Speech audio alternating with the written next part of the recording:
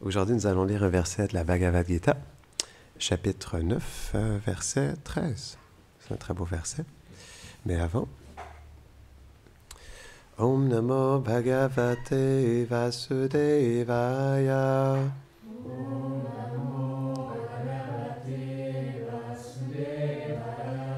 Om Namo Bhagavate Vasudevaya.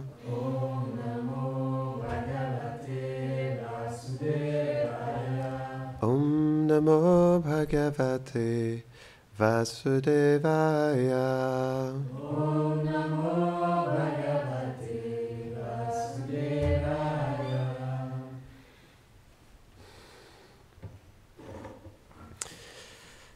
Donc je vais lire le sanskrit.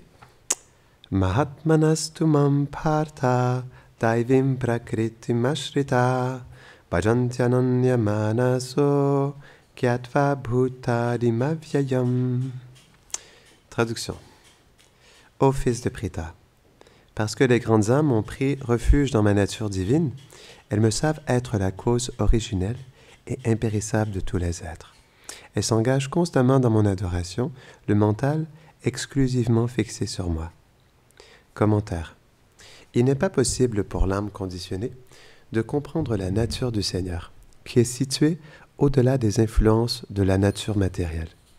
Seuls les purs dévots le peuvent, puisqu'ils sont libérés de ces influences par le service d'amour qu'ils rendent au Seigneur. Ils sont sous l'influence de l'énergie spirituelle qui leur révèle le lien d'amour qui les unit à Krishna. Aussi s'engagent-ils constamment avec amour et dévotion dans son service et goûtent-ils au bonheur le plus parfait de toujours savourer le nectar des qualités transcendantales du Seigneur. C'est un beau verset.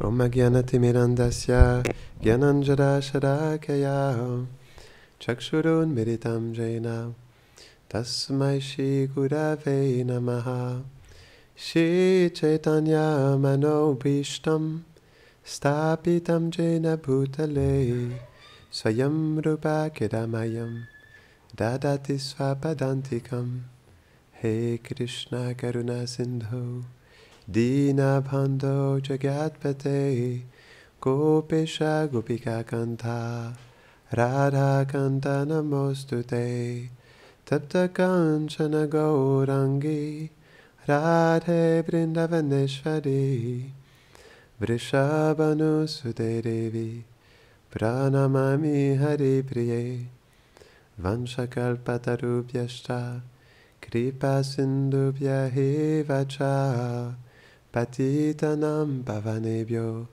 Vaishnavebhyo Namo Namaha Jaya Shri Krishna Chaitanya Prabhu Nityananda Shri Advaita Gadadhara Shivasadi Gaura Bhakta Vrinda Hare Krishna Krishna Krishna Hare Hare Hare Rama Rama Rama Hare Hare Namaham Vishnupadaya Krishna Prashtaya Bhutare Shrimate Bhaktivedanta Swami Niti Namine Namaste Sarasvati Deve Gauravani Pracharine Nirvishesha Shunyavadi Pashtatare Shatarine. Je viens de me rappeler de quelque chose. Narada Muni, il disait que le plus mauvais jour, c'est pas lorsqu'il pleut à Sio. Ah, excusez-moi, lorsqu'il pleut des cordes, c'est ça? Lorsqu'il pleut des cordes dehors, que c'est maussade, qu'il fait froid, que ce soit humide. Ça, c'est pas le pire jour. Il dit le plus mauvais jour, c'est lorsque nous ne passons pas cette journée à glorifier le Seigneur et à chanter ses noms et à écouter ses gloires. Ça, c'est le jour de plus mauvaise augure. Intéressant. Donc, c'est un très beau verset de Krishna. Daivi Prakritim, non, l'énergie divine du Seigneur. Il faut comprendre que tout est fait d'énergie. Nous aussi, on est une énergie. On s'appelle la Jiva Shakti ou la Tatastha Shakti.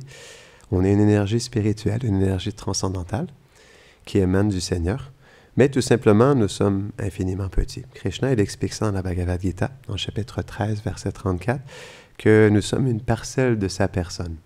Donc, dans ce sens, nous avons les mêmes qualités que lui, mais d'une manière infinitésimale. Tout comme une goutte de l'océan. Elle a la même qualité, dans le sens où elle est salée, mais elle n'a pas la même quantité, parce qu'elle est juste une petite goutte. Donc l'âme, tout comme Krishna, elle est aussi de nature spirituelle, parce que c'est une énergie transcendantale de Krishna, ce qui veut dire qu'elle est Sat Chit Ananda. Sat veut dire qu'elle est éternelle. Chit, elle est faite de conscience, elle est consciente, mais pleinement consciente. Elle est faite pour être pleinement consciente. Et Ananda, qu'elle est faite pour vivre dans l'amour le plus pur. Donc ça, ce sont trois qualités primaires de l'âme. Et comme nous sommes infiniment petits, c'est expliqué par les grands sages, plus particulièrement Bhaktivinoda Thakur, que l'âme, elle est tatasta, ce qui veut dire qu'elle est facilement influençable, comme elle est toute petite. C'est ce qui fait que l'âme qui est située dans ce monde en ce moment et qui est recouverte par toutes ces couches, elle est influencée par ces couches qui la recouvrent et par l'influence de ce monde. Parce que ce monde aussi, c'est une énergie de Krishna. Mais c'est une énergie qui est externe. Externe, ça veut dire que elle a une nature particulière, non? Elle n'est pas de la même nature que l'âme. Krishna, il explique ça dans le 7e chapitre de la Gita, verset 2, si je me rappelle bien. Non, peut-être 6. Il explique qu'il a une énergie inférieure qui est ce monde matériel, et il a une énergie supérieure qui est les âmes spirituelles. Donc nous, on fait partie de l'énergie supérieure du Seigneur. Mais comment se fait-il que même si nous sommes de cette énergie supérieure, que nous sommes autant influencés par cette énergie? Non? Parce que, encore une fois, dans le 7e chapitre, verset 14, Krishna, il explique que cette énergie, non, qui est mienne, non, elle m'appartient, je suis le contrôleur de cette énergie, elle est très difficile à surmonter.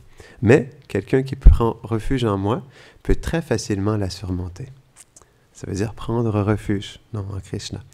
Parce qu'il faut comprendre que l'âme, elle est facilement influençable. Elle est spirituellement petite. Et dans ce sens, elle est fragile. Parce qu'elle peut être facilement influencée. Et on voit que tous les âmes dans ce monde sont influencés par cette énergie. Ce monde, il nous pousse à croire quelque chose que nous ne sommes pas, en réalité. C'est pourquoi, Srila Prabhupada, je me rappellerai toujours de cette définition de ce monde matériel. C'est une pièce de théâtre qui ne fait aucun sens. On doit toujours se souvenir de la nature de ce monde. On ne doit jamais oublier qu'est-ce qu'elle est réellement. C'est tout simplement une pièce de théâtre qui ne fait aucun sens. Parce que cette énergie, elle est régie par trois qualités aussi. Mais ce n'est pas des qualités spirituelles. On pourrait dire que ce sont des reflets de l'énergie spirituelle, qu'on appelle les gunas. Il y a trois couleurs primaires, non? Trois qualités primaires, la passion, l'ignorance et la vertu. Donc ce monde, il est régi par ces trois qualités primaires. La passion, l'ignorance et la vertu. Et les âmes qui sont dans ce monde sont influencées par ces énergies, comme des pantins qui sont tirés par des ficelles, non? Ces ficelles sont les gunas, les modes de la nature. C'est pourquoi l'âme est conditionnée, elle est constamment bousculée, frappée par l'énergie matérielle à travers ces trois gunas, ces trois modes de la nature. C'est important de parler des modes de la nature parce que ils sont présents dans notre vie de tous les jours. Premièrement, ce corps, il est fait des modes de la nature. Notre mental, c'est le mode de la vertu. Est-ce que vous saviez que le mental, il vient du mode de la vertu? Quand j'avais entendu ça la première fois, je me disais, attends un instant, le mental, qui est chanchalam, il vient du mode de la vertu. Et oui, le mental, il émane du mode de la vertu. Et le faux ego émane du mode de l'ignorance. Pourquoi? Parce qu'il nous met dans l'ignorance de notre vérité. Donc, c'est normal. Donc, le mental, il est dans la vertu dans le sens où il est fait pour être engagé. Le mental, qu'est-ce que ça veut dire? C'est nos pensées, nos désirs et nos sentiments. Non, ça, c'est ce que le mental contient. Et pourquoi c'est dans la vertu, le mental? C'est parce qu'à la base, le mental, il est fait pour penser à Krishna, pour avoir des sentiments pour Krishna et pour désirer être avec Krishna. C'est pourquoi le mental est dans le mode de la vertu. Donc, on voit que notre mental il est vraiment mal engagé en réalité. C'est pourquoi Krishna, il dit, malgré tout, non? Malgré qu'il a cette fonction d'être au pied de Krishna pour le servir, il est au début notre pire ennemi parce qu'il n'est pas contrôlé. C'est ça le problème. Le mental, il n'est pas contrôlé. Au contraire, il contrôle tout le reste en réalité. Krishna, dans la Bhagavad Gita, il explique qu'au-delà des sens est le mental, au-delà du mental est l'intelligence, et au-delà de l'intelligence est la conscience ou l'âme. Mais on voit que le mental, lui, comme il a cette fonction de toujours accepter et rejeter tout ce qui se passe dans notre environnement, bien c'est lui qui a le dernier mot, en réalité. Mais le mental, comme l'intelligence est supérieure au mental, c'est l'intelligence fortifiée par la connaissance spirituelle qui peut justement maîtriser le mental. Parce que sans ça, le mental va dans tous les sens. On voit dans la société dans laquelle on vit en ce moment qu'il n'y a pas de maîtrise du mental. C'est une société de fast-food, non? Où on nous pousse à consommer, on nous pousse à engager nos sens de toutes sortes de manières, non? Sans aucune discrimination. Et c'est ça le problème, c'est que si le mental n'est pas contrôlé naturellement, c'est comme des chevaux qui partent dans tous les sens. Donc on doit maîtriser le mental. Et ça vient justement par l'intelligence, comme on expliquait, et la connaissance transcendantale. C'est très important d'étudier la connaissance parce que ça nous permet de comprendre ce qui se passe réellement dans notre vie. Comprendre ce qui se passe avec ces énergies qui bougent et qui font bouger. C'est pas que l'âme bouge, mais qui font bouger ces choses, ce corps, quoi. Donc c'est important de méditer là-dessus parce que on est tellement frappé, non? Pratiquement à chaque instant par l'influence des modes de la nature. Et malheureusement, ça nous prend beaucoup d'énergie. Et le problème dans ça, c'est que... Excusez-moi, j'ai un peu la gorge sèche.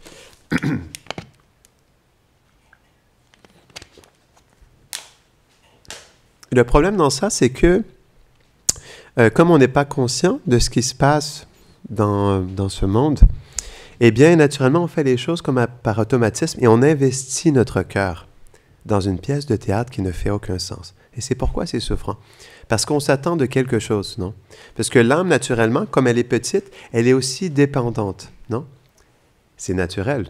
Quand on est 1/10 la pointe d'un cheveu, on a intérêt à être dépendant de quelque chose. Sans ça, on ne peut pas faire grand-chose par nous-mêmes.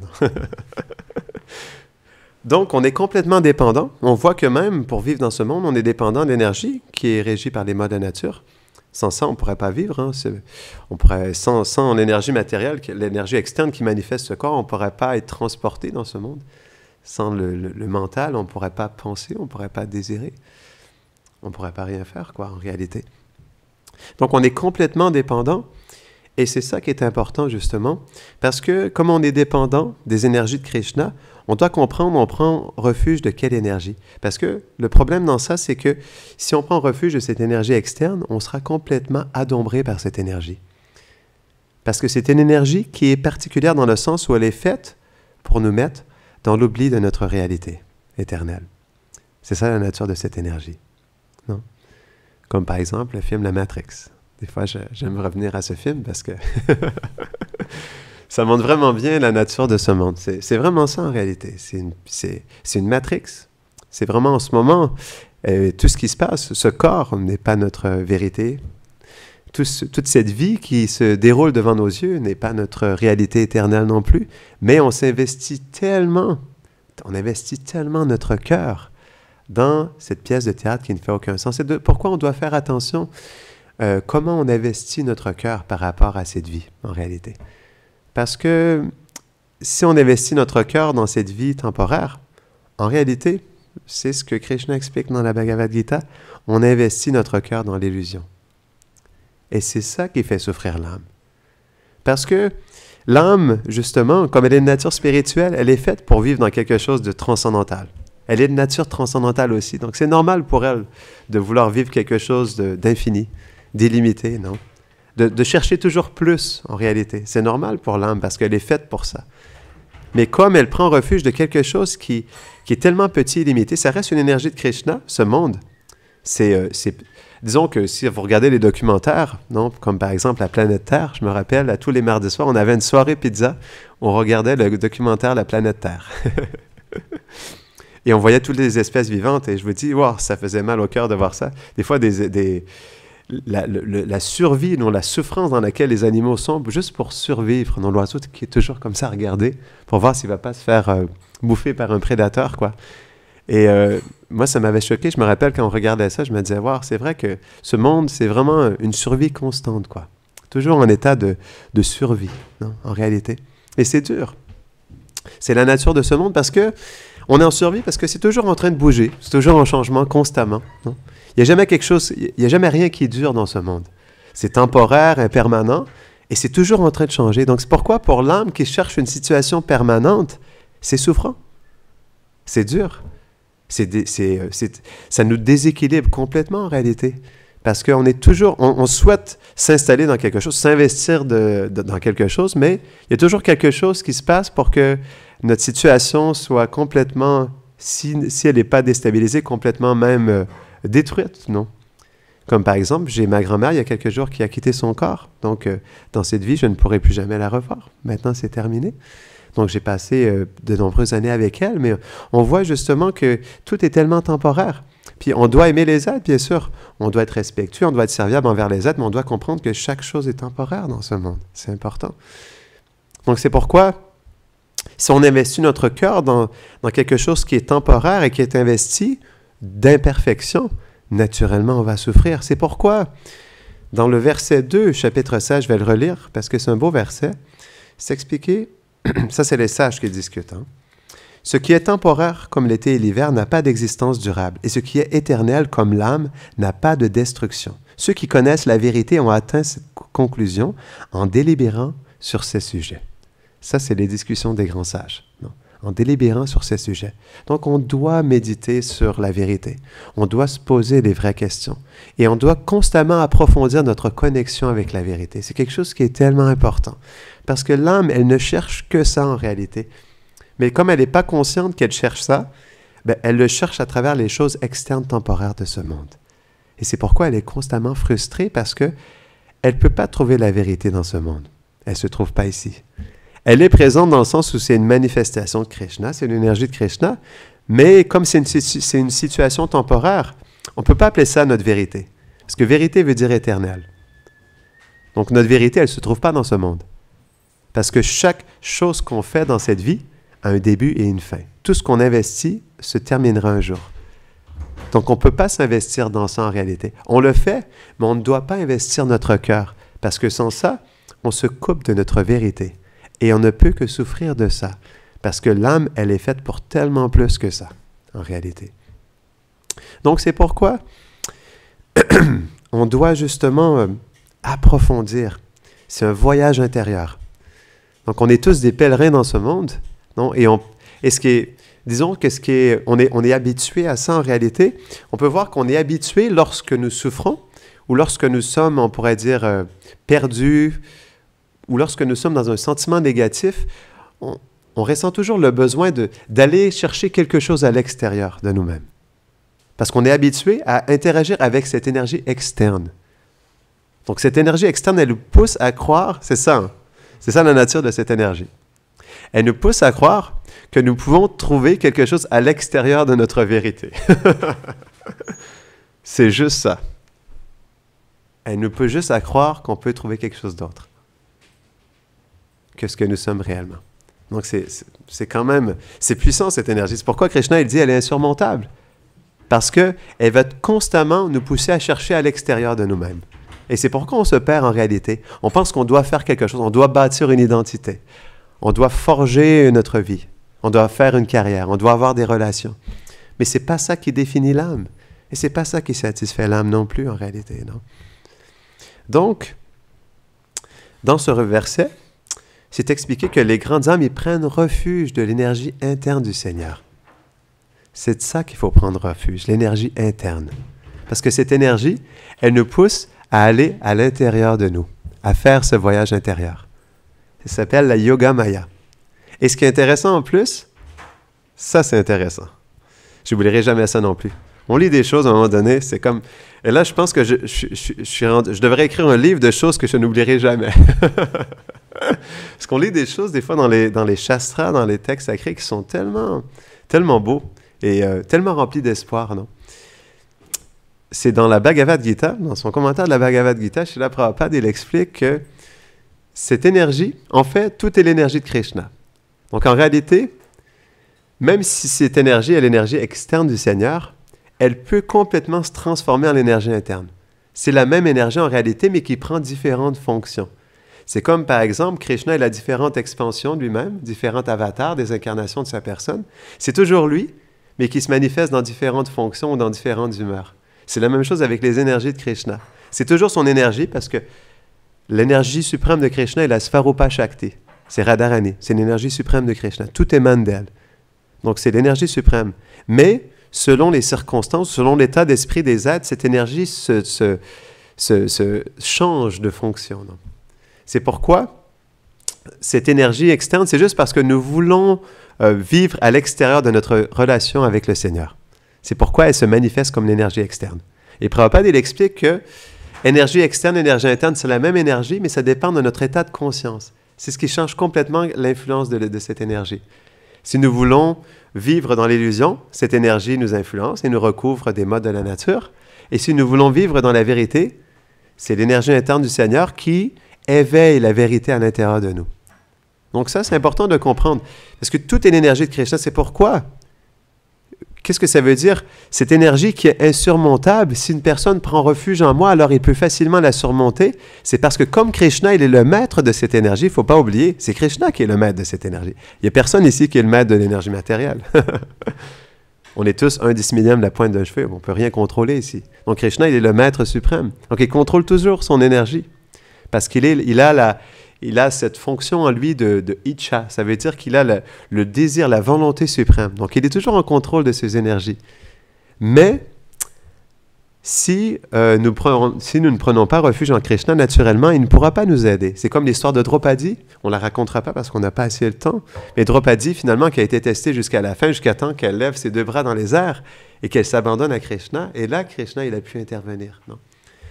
Donc, tant qu'on ne prend pas refuge en Krishna, qu'on prend le refuge en énergie externe, on sera toujours influencé par cette énergie et elle sera insurmontable. C'est pourquoi les grands sages expliquent que nous sommes des jiva bhada, que nous sommes des âmes éternellement conditionnées, tant et aussi longtemps que nous prenons refuge de cette énergie externe. Mais celui qui prend refuge de cette personne qui est le contrôleur de cette énergie, alors il peut facilement la surmonter parce que Krishna, comme il a la volonté suprême, il peut enlever l'influence de son énergie externe et, pas poser, mais, comment je pourrais dire, c'est quoi le verbe? Influencer son dévot, non? Par l'influence de son énergie interne. Donc, c'est pourquoi on doit prendre refuge en Krishna. C'est important. Parce que sans ça, nous, on est victimisé par cette énergie. Et donc, si on ne prend pas refuge de lui, c'est sûr qu'on va continuer à être victimisé par les modes de la nature. Donc, on doit vraiment, à chaque instant, prier Krishna. La prière, c'est quelque chose qui est tellement important aussi.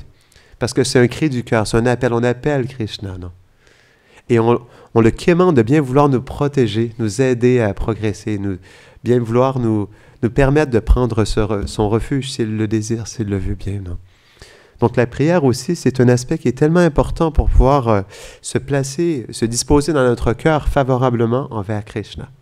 Parce que Krishna, comme il a toutes les qualités en lui, il a l'humilité, il est l'origine de l'humilité aussi. Non? Donc naturellement, il ne se forcera jamais sur les êtres. Il attend patiemment que nous nous tournons vers lui et que nous désirions réciproquer avec lui. Il ne se force, et c'est ça l'amour. Il ne s'impose jamais, il ne se force jamais. Il respecte notre désir. Il réciproque selon la manière dont nous réciproquons avec lui. Donc, si nous réciproquons avec lui à travers le fait de vouloir avoir une emprise sur son énergie, alors il nous place, il dit ça lui-même, ceux qui n'ont pas foi en moi, non? Il dit ça je crois que c'est encore une fois dans le 7e chapitre. C'est révélateur, la Bhagavad Gita. Ceux qui n'ont pas foi en moi, et qui ne suivent pas mes instructions, je les plonge, il dit ça, je les plonge dans les ténèbres de l'ignorance matérielle. Et c'est Krishna qui fait ça. Il les plonge parce qu'ils veulent être dans l'illusion. C'est Krishna, parce que Krishna, il est la source, il dit ça aussi, plein de beaux versets dans la Gita, hein. C'est pourquoi c'est bien de lire la Bhagavad Gita, chapitre 15, verset 15, que je suis la source de l'oubli, du souvenir et de la connaissance. Donc, à la fois, c'est quand même intéressant, à la fois, c'est lui qui nous met dans l'oubli, C'est lui qui nous met dans le souvenir et c'est lui qui nous donne la connaissance. C'est pourquoi on doit prendre refuge de lui. Il dit ça, que vous soyez remplis de désirs matériels, que vous n'ayez pas de désir ou que vous désiriez la libération, vous devriez toujours prendre refuge en moi, parce que c'est moi qui réalise tous les désirs. Non? Donc c'est ça, Krishna, c'est notre refuge suprême. C'est la qualité primordiale de l'âme, de prendre refuge en Krishna. C'est sa qualité première. Elle est faite pour prendre refuge en Krishna. Non. Parce que l'âme, elle est féminine par nature, ce qui veut dire qu'elle est dépendante du Seigneur, non? Pour pouvoir relationner avec lui et pour pouvoir aussi juste vivre en réalité, non? Donc, ce verset, il est très révélateur parce qu'il nous aide à comprendre comment prendre refuge en Krishna pour que son énergie interne nous influence. Parce que sans ça, comme on expliquait tout à l'heure, cette énergie, elle est aussi appelée l'énergie illusoire, elle nous recouvre. Elle a deux fonctions primaires, cette énergie. La première fonction, c'est qu'elle nous place dans une situation humiliante et embarrassante, premièrement. Non? On a tous vécu des situations humiliantes, non? Ici. Tout le monde dans ce monde a déjà vécu une situation embarrassante ou humiliante. Donc, elle nous place dans cette situation et ensuite, en plus, elle nous recouvre pour nous faire croire qu'on est satisfait dans cette situation. C'est là où est le piège. Ça, c'est le piège de Maya, de la Mahamaya. Elle nous pousse à croire que nous sommes bien dans cette situation. Ça, c'est le piège. Comment est-ce qu'on peut être bien dans une situation illusoire qui n'est pas propre de notre vérité? C'est pas possible. L'âme ne peut être bien que lorsqu'elle est avec Krishna en réalité. Parce que Krishna, il est la source de toutes les qualités, non? Et on cherche toujours Krishna de toute façon dans tout ce qu'on fait. On pense qu'on cherche autre chose. Parce qu'on ne voit pas Krishna dans ce monde. Non, on ne voit que son énergie externe. Mais toutes les choses dans ce monde, ils émanent de Krishna, ils viennent de Krishna. Toutes les qualités. Krishna, dans le 10e chapitre, il donne une liste de ses qualités matérielles, ce qu'on appelle les vibhuti. C'est intéressant, la Bhagavad Gita. Ces opulences matérielles, vibhuti, ça veut dire les choses qui le représentent lui dans ce monde. Comme par exemple, il dit des montagnes, je suis l'Himalaya. Des étendues d'eau, je suis l'océan. Non. Qu'il a une qualité de sa personne qui est manifeste parce qu'il y a une puissance dans l'océan, il y a une puissance dans l'Himalaya, il y a une beauté dans la fleur de lotus. Si vous avez déjà vu ou senti une fleur de lotus, non? Donc ça, c'est parce que Krishna, il est présent dans ses qualités et qu'il manifeste que nous faisons l'expérience de quelque chose, en réalité. Donc les grands sages nous poussent et nous inspirent à prendre refuge de Krishna pour que son énergie interne nous révèle notre vérité. Et ça, c'est quelque chose d'important. Parce que, comme on expliquait tout à l'heure, c'est une pièce de théâtre et on investit tellement notre cœur dans toutes les choses de ce monde en réalité. Dans des choses qui sont temporaires, mais comme l'âme cherche la connexion, elle cherche la relation, elle cherche à dépendre de quelque chose, bien on s'attache et on s'accroche à des choses temporaires et on souffre de ça. C'est pourquoi le refuge en Krishna est essentiel dans notre vie. Parce que sans le refuge de Krishna, on s'accroche à quoi? On s'attache à quoi? On s'attache à l'illusion. On s'accroche à quelque chose de temporaire qui va nous faire souffrir parce qu'il investit des modes de la nature. C'est pas moi qui le dis, c'est Krishna. Ce sont les règles qui régissent cet univers. Mais, encore une fois, malgré la souffrance, on souffre jour après jour, mois après mois, année après année, on continue à souffrir. Mais cette énergie elle va encore nous pousser à croire que nous pouvons trouver quelque chose dans ce monde. Que nous sommes faits pour quelque chose ici-bas. Pourquoi on dit ici-bas? Dans ce monde ici-bas. Ça le dit, non? Donc c'est ça. Qu'est-ce qu'on peut trouver ici? Il faut chercher l'expérience de ces âmes réalisées. Il faut l'entendre. C'est important. Ça commence par l'écoute. Il faut écouter leur expérience vraiment attentivement. Et plus on l'écoute, et plus on voudra vivre cette expérience aussi. Parce que leur expérience, elle est tellement merveilleuse. Elle est tellement parfaite, tellement sublime. Donc c'est pourquoi c'est important d'écouter sur les grands sages, les paroles des sages. Qu'est-ce qu'ils ont à nous dire? Ils sont complètement réalisés. Ils connaissent la vérité parce qu'ils vivent à chaque instant avec la vérité, et ce, personnellement et intimement. Donc, qui de mieux que ces âmes réalisées pour nous nous connecter à cette vérité. C'est pourquoi c'est important. Ces grands sages, dans leurs écrits, dans leur présence, ils nous permettent de découvrir cette vérité et de l'approcher, d'approfondir notre relation avec cette vérité. Et comme le disait Narada Muni, le pire jour est le jour où nous ne pouvons pas chanter le nom du Seigneur et où nous ne pouvons pas entendre ses gloires. Ça, c'est le pire jour. Donc aujourd'hui, pour que ce jour soit de bon augure, continuons à chanter les gloires du Seigneur. Jai Shri Grantaraj Srimad Bhagavad Gita Ki, Janitai Gaura Premanande. Allez.